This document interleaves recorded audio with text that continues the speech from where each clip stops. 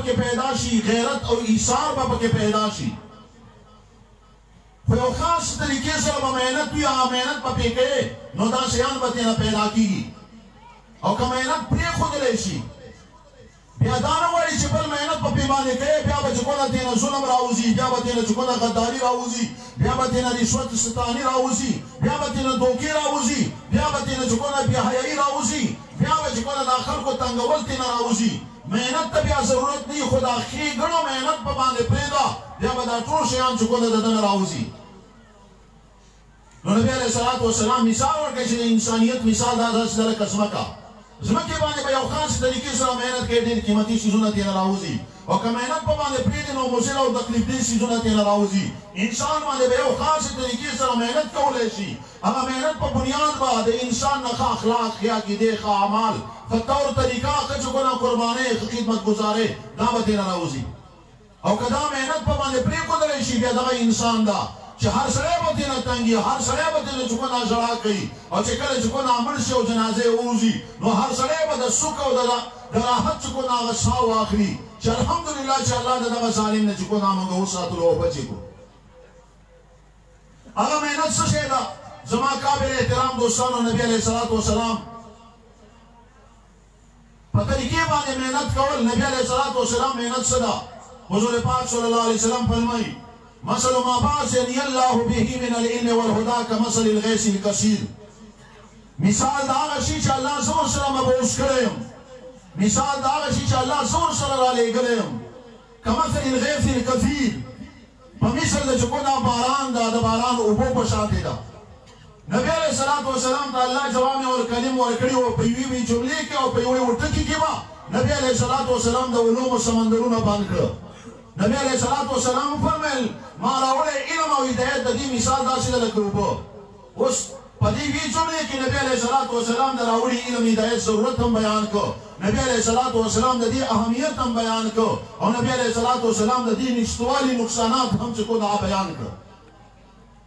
نبی علیه الصلاة والسلام راوړی علم او هدایت د دې مثال د اوبو غوندې ده اوبه چې کومه سړی ورته محتاج زنانه ورته محتاج ځوان ورته محتاج بوډا ورته محتاج وړوکی ورته محتاج او مشر چې کومه ورته محتاج تور ورته محتاج او سپین ورته محتاج د مشرق ورته محتاج او د مغرب ورته محتاج او د دنیا چې کومه هر فرد ورته محتاج مسلمان د هغه هم ضرورت لري او کافر د هغه هم چې کومه ضرورت لري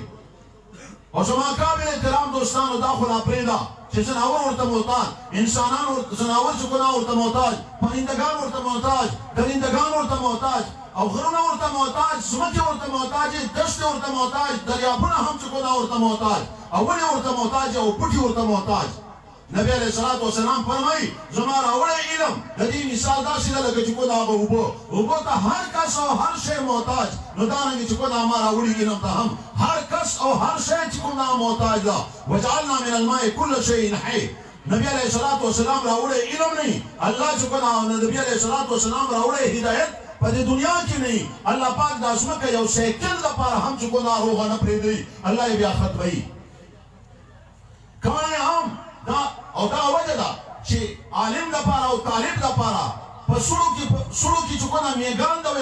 دعاګانې کوي او دارنګې په هوا کې مارغان دعاګانې کوي او په دریاب کې مایان ورته دعاګانې کوي ونې ورته دعاګانې کوي بوټي ورته دعاګانې کوي فرشتې ورته دعاګانې کوي ولې ورته کوي ځکه د ټولو ته چې کومه الله پاک رزق ورکوي د دې مؤمن بنده په الله کولو سره د دې مؤمن چې کومه د نبی علیه الصلاة والسلام راوړي علومو سره چې هغه علوم یې محفوظ کړي دي ځکه چې کومه هغه ځکه الله پاک د دوی په زړونو کې اچولې ده چې دا دي چې کومه دته دعاګانې وکړي نو به هر حال اوبو ته هر شی محتاج نبی علیه الصلاة والسلام راوړي علم ته هر شی محتاج او بل طرف ته نبی علیه الصلاة والسلام دې ته اشاره وکړه که سړی دي شربتونه وڅکي چایګانې وڅکي او جوسونه وڅکي او رسونه وڅکي فالودې وخوري او دارنګه ایسکریمونه وخوري او نور ساړه تاوده شیان چې کومه وخوري دی به بیا هم تقاضا لري چې ما ته یو ګیلاس یخې اوبه راکړه ما ته یو ګیلاس کومه اوبه راکړه زما قابل احترام دوستانو ته به ورته وایي چې ولې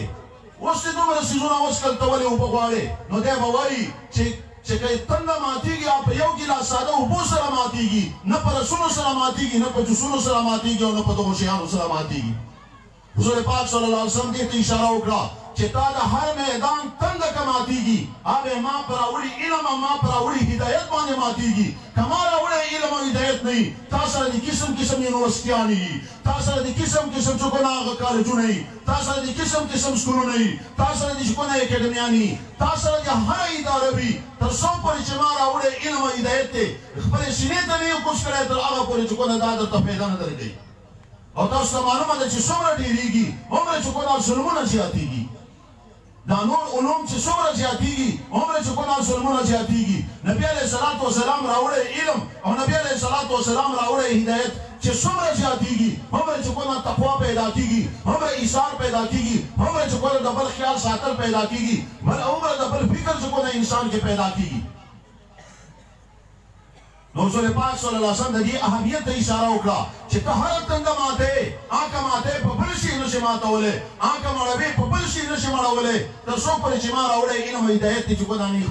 خپل کړی که د عقیدې تنده ده که د اخلاقو تنده ده که د اعمالو تنده ده که د معاشرت تنده ده که د اولاد د تربیت تنده ده که د والدینو د خدمت تنده ده دا ټولې تندې که ماتېږي دا به د نبي علیه الصلاة والسلام راوړي علم او د نبي علیه الصلاة والسلام راوړي هدایت سره ماتېږي او زما قابل احترام دوستانو تاسو اکثرو ته به معلومه وي چې دا جسم کې 80 یا 85% چې کومه هغه اوبه دي دا جسم کې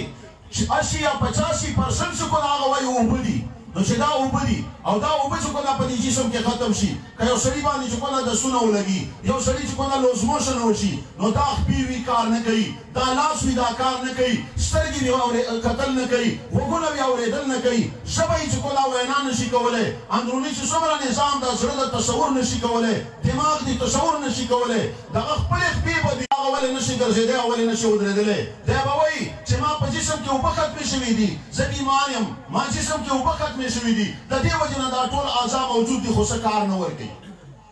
رسول پاک صلی الله علیه وسلم دې ته اشاره وکړه چې ګوره د ستا د زندګۍ په کم میدان او کم ډګر کې ما راوړی علم او هدایت نه وي هغه میدان او هغه ډګر به چې کومه بېکاره وي هغه کې به چې کومه کار شیان به پکې موجود نه وي